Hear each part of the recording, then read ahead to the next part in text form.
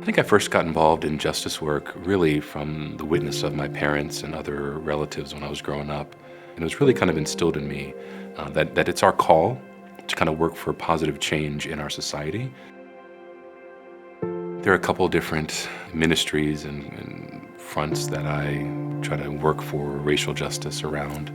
Some of that happens in the classroom, down on campus where I teach. Some of it happens in the writing that I'm given an opportunity to do. And some of it happens in some of the direct actions that I've done here in Philly, back in my hometown of Baltimore, and down in Washington, D.C. I think it's pushed me to do more than just be angry. I think it's pushed me to kind of really lean into things with prayer.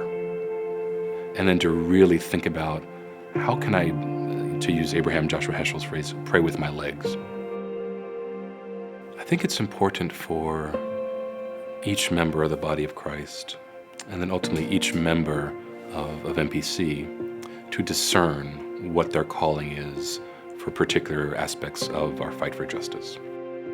And I think my challenge is for people to discern what would you have me do, Lord, around racial injustice, injustice around a prison industrial complex, or poverty or homelessness, or food insecurity, or war overseas, or sexism, or anything. I would ask people to discern, what am I called to? And that calling might simply be to really be prayerful about this.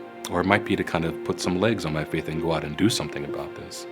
Or to teach, or to do a deep dive in reading about it. Like, ultimately, that's my call. My challenge is to people need to ask themselves, Lord, and ask God, what do you want me to do about this issue? I think the thing that keeps me coming back to the benevolent fight for justice, particularly around racism, is my kids.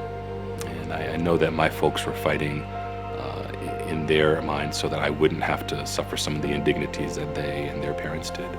In the same way, when I think about my three daughters, that's really what motivates me. I think when I felt the kind of zip ties coming around my wrists in downtown and then down in DC over this last summer, the image in my mind first was of Christ, and then secondarily was of my kids, and hoping that they wouldn't have to do this kind of stuff, and that by the time they're my age, we will have made a real dent for justice.